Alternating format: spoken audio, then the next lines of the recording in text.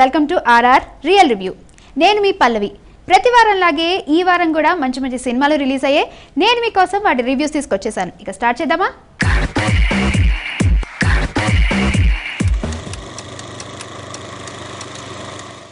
చాలా గ్యాప్ తర్వాత సమంత మంచి కంబ్యాక్ ఇచ్చింది. ఈ లవ్ స్టోరీలు సెంటిమెంట్లు బోర్ కొట్టాయేమో, ఈసారి పవర్ఫుల్ యాక్షన్ సినిమాతో వచ్చేసింది. అదే మా ఇంటి బంగారం. ఈ సినిమాలో తనొక హౌస్ వైఫ్. చూడటానికి చాలా కామ్గా కూల్గా ఉంటుంది, కానీ విలన్స్ ఎదురైతే మాత్రం చిచ్చర పిడుగైపోతుంది. ఒక్కొక్కరిని చితకబాదేస్తుంది. అంటే సమంతకి కుంఫు, కరాటే లాంటి మార్షల్ ఆర్ట్స్ కూడా వచ్చనమాట. సో సమంత చేసిన ఫైట్స్ దీనిలో హైలైట్గా నిలిచాయి. ఈ సినిమా డైరెక్టర్ నందిని రెడ్డి సమంతకి మంచి ఫ్రెండ్. అలాగే ఒక రివెంజ్ డ్రామాతోటి కథ రాసుకుంది.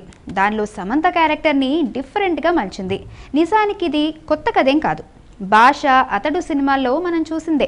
సమంతని ఫ్లాష్ బ్యాక్లో పగబట్టిన విలన్ అరుణ ప్రెజెంట్లో కూడా వెంటాడుతూ ఉంటాడు.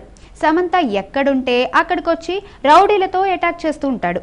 అప్పుడు ఆ విలన్ని సమంత ఎలా ఎదుర్కొంది, ఎలా మట్టుబెట్టింది అన్నదే ఇక్కడ ఆసక్తి రేపే విషయం. ఈ సినిమాలో కృష్ణవంశీ కథల్లో ఉన్నట్టు పెద్ద ఫ్యామిలీనే ఉంటుంది. వాళ్ళు చేసే సందడి ఆడియన్స్ని అలరిస్తుంది. అలాగే అత్తారింట్లో మంచి కోడలు అనిపించుకోవడానికి సమంత చేసే ప్రయత్నాలు ఫన్నీగా ఉంటాయి. మంజుష ముఖవెల్లి సమంత ఫ్రెండ్గా నటించింది.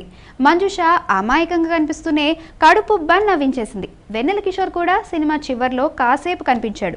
కొన్ని పంచ్ డైలాగులు వేసి సందడి చేశాడు. యాంకర్ శ్రీముఖి ఉంది కదా, సమంతకి తోడికోడలుగా చేసింది.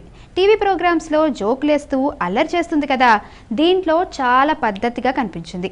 శ్రీముఖిని చూసి సమంత మంచి కోడలవ్వాలని ట్రై చేస్తుందంటే అస్సలు నమ్మబుద్ధి కాదు. కానీ ఓకే, ఎలాగో కన్విన్స్ చేశారు. ఇంకా విలన్ గుల్షన్ దేవయ్య చాలా సీన్స్లో క్రూరంగా కనిపించాడు, కానీ అతని పాత్రలో ఏదో లాజిక్ మిస్ అయినట్టు కనిపిస్తుంది. తను సమంత మీద ఎందుకు పగబడతాడో, ఆమెను ఎందుకు పెళ్లి చేసుకోవాలని ఆరాటపడతాడో అర్థం కాదు. ఈ విషయంలో నందిని ఇంకాస్త క్లారిటీ తీసుకుని ఉంటే బాగుండేది. సమంత భర్తగా దిగంత్ బాగానే ఉన్నాడు. అతని ఫ్యామిలీ మెంబర్స్గా గౌతమి, శ్రీలక్ష్మి, శ్రీనివాస్, గవిరెడ్డి మంచి సపోర్ట్ ఇచ్చారు. సంతోష్ నారాయణన్ సంగీతం బాగుంది, పాటలు కూడా ఓకే. మొత్తానికి చాలా రోజుల తర్వాత సమంత మంచి సినిమాతో వచ్చిందనే చెప్పాలి. మా ఇంటి బంగారం సినిమాకి ఆడియన్స్ ఇచ్చిన రేటింగ్ 4.5/5. పెళ్ళి, స్నేహితులు, మనసిచ్చి చూడు ఈ సినిమాలు చూసారా? వీటిలో హీరోగా చేసిన వడ్డే నవీన్ తెలుసు కదా. 90sలో ఒక వెలుగు వెలిగాడండి బాబు. ఇన్నాళ్ళకి అంటే 10 ఏళ్ల తర్వాత వడ్డే నవీన్ ఒక కానిస్టేబుల్ గెటప్తో మళ్ళీ ఆడియన్స్ ముందుకు వచ్చేశాడు. అదే ట్రాన్స్ఫర్ త్రిమూర్తులు. సొంత బ్యానర్లోనే ఈ సినిమా తీశాడు. దీనిలో వడ్డే నవీన్ పాత్ర గురించి చెప్పాలంటే నీతికి, న్యాయానికి, చట్టానికి ప్రతిరూపాలు ఈ 3 సింహాలైతే 4వ సింహమేరా త్రిమూర్తులు. ఈ సాయి కుమార్ డైలాగ్ చెప్పాడు, కానీ క్యారెక్టర్ మాత్రం ఇంచుమించు ఇంతే. త్రిమూర్తులు నిజాయితీకి మెచ్చి పై అధికారులు ట్రాన్స్ఫర్ల మీద ట్రాన్స్ఫర్లు చేస్తూ ఉంటారు. అతని ఫ్యామిలీకి కూడా అది అలవాటైపోతుంది. అయితే ఎప్పుడైతే వాళ్ళ నాన్న రిటైర్ అయిన పోలీస్ స్టేషన్కి తను బదిలీ అవుతాడో అప్పుడు ఒక రేప్ కేసుని రీఓపెన్ చేస్తాడు. అప్పుడు తనకి ఎదురైన రాజకీయ కుట్రలు, రౌడీ మూకలతో దాడులు, పోలీస్ వ్యవస్థలో ఒత్తిళ్లు అన్నీ త్రిమూర్తుల్ని చుట్టుముడతాయి. అతని ఫ్యామిలీకి కూడా థ్రెట్ వస్తుంది. ఆఫ్టర్ ఆల్ కానిస్టేబుల్ అని చెప్పుకునే పాత్రని ఎస్ఐ, ఏసీపీ రేంజ్లో చూపించేశారు. కానిస్టేబుల్ అంటే ఎస్ఐ ఏం చెప్తే అది చేస్తుంటారు, కానీ త్రిమూర్తులు ఆ బార్డర్ దాటిపోయి ఒంటరిగా పోరాటం చేయడమే ఆసక్తికరంగా అనిపిస్తుంది. ఈ సినిమాని కమల్ తేజ నార్ల డైరెక్ట్ చేశారు. అయితే కథ, స్క్రీన్ ప్లే విషయంలో వడ్డే నవీన్ కూడా ఇన్వాల్వ్ అయ్యాడు. దాదాపు 3 ఏళ్లు కష్టపడి ఈ కథని రెడీ చేసినట్టు చెప్పాడు. ఫస్ట్ హాఫ్లో కథ అంతా సరదాగా సాగిపోయినా సెకండ్ హాఫ్లో సీరియస్గా మార్చేశారు. తండ్రి ఆఖరి కోరిక తీర్చడానికి త్రిమూర్తులు చేసే సాహసాన్ని బాగా చూపించారు. చాలా చోట్ల సెంటిమెంట్ కూడా బాగా పండింది. కాకపోతే కొన్ని సీన్స్ ముందుగానే ఊహించేలా ఉన్నాయి. అలాంటప్పుడే తర్వాత ఏం జరుగుతుందో అన్న క్యూరియాసిటీ మిస్ అవుతాం. లాంగ్ గ్యాప్ తర్వాత కూడా వడ్డే నవీన్ యాక్టింగ్ బాగా చేశాడు. డాన్స్ ఫైట్స్లో కాస్తంత తడబాటు కనిపించింది. హీరోయిన్ రాశి సింగ్ వడ్డే నవీన్కి భారీగా కనిపించింది. తను తెర మీద ఉన్నంతసేపు గ్లామరస్గా అనిపిస్తుంది. రాజకీయ నేతగా శిల్పా తులస్కర్ అద్భుతంగా నటించింది. కళ్యాణ్ నాయక్ సంగీతం సినిమా ప్లస్ అయింది. మొత్తానికి ఇన్నేళ్ల తర్వాత కూడా వడ్డే నవీన్ని జనం చూస్తున్నారంటే అతని కంబ్యాక్ సినిమా బాగానే వర్కౌట్ అయినట్టు అనిపిస్తుంది. ట్రాన్స్ఫర్ త్రిమూర్తులు సినిమాకి ఆడియన్స్ ఇచ్చిన రేటింగ్ 4.2 అవుట్ ఆఫ్ 5. తమాషాగా ఫాదర్స్ డే చేసుకోవాల్సిన టైం ఇది. మదర్ సెంటిమెంట్తో సినిమా వచ్చేసింది.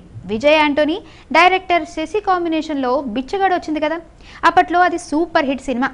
మళ్ళీ వాళ్ళిద్దరి కాంబినేషన్లోనే 100 దేవుళ్ళు అనే సినిమా తీసి విడుదల చేశారు.